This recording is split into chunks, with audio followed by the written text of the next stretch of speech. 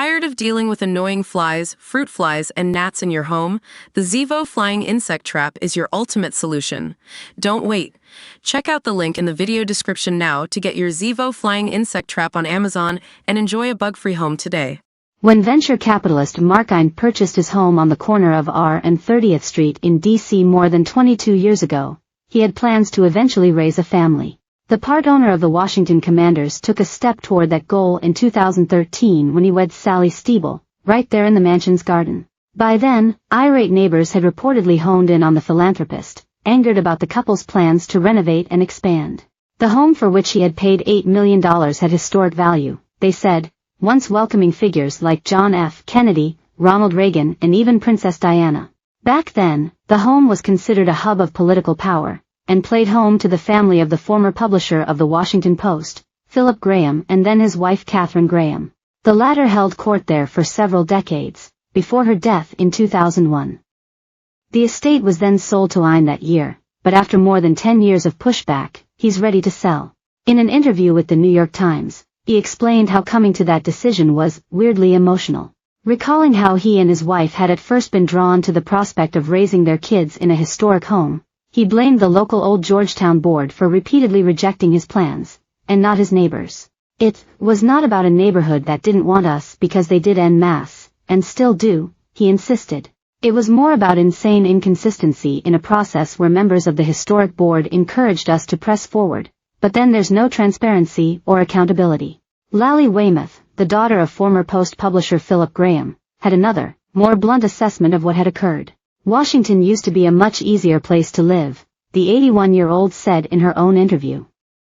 Now, the current senior associate editor of the Post said, everybody hates everybody. Accounts of what's transpired over the past decade or so around the historic home, which has been padlocked and empty since October 2014, tell the rest of the story. Toward the start of 2014, he and his newly minted wife hired a team of architects to begin an expansion on the home built around 1784 by the second mayor of Georgetown, Thomas Beale.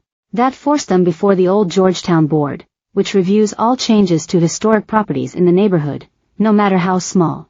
The Eins, at that point, desired a two-story addition out back and two large garages at the home's front, a proposal that quickly inspired outrage from several of their neighbors. Jane and Calvin Caffritz, a local real estate power couple who lived next door, and a neighbor across the street, Robert Budick, emerged as the most outspoken critics. The Caffritzes argued the addition would ruin their property's feeling of openness, while Kaus, ing, irreparable damage to several of our very mature specimen trees. The proposed installations would also eliminate the dappled afternoon light between the two homes, they complained, following gripes over the Eins' supposed failure to shovel their parts of sidewalk to their standards. Both members of a prominent Washington real estate family, their complaints were carefully heard. Meanwhile, Budick, who would almost come to blows with Ein a little later, wrote the project would dismay visitors who stand in awe as they take in the facade of the home, which he added has greeted presidents, heads of state and royalty. His angry letters to the board remain to this day in the National Archives.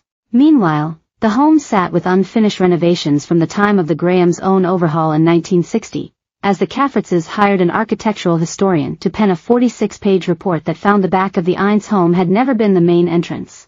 Jane Caffritz had asked why these additions had been built on their side of the Eins home when they had so much unused space out back, and within months, Ein had to scrap the above-ground garages. That was after Ein already had to scrap construction on the other side of the house due to a separate series of complaints, records show. In the eyes of the board, the project was branded a non-starter, spurring a new series of drafts from the homeowners. The board, comprised of local volunteers, would go on to reject the Eins plans 4 separate times. Meanwhile, a few miles north, the Caffritzes themselves were receiving complaints for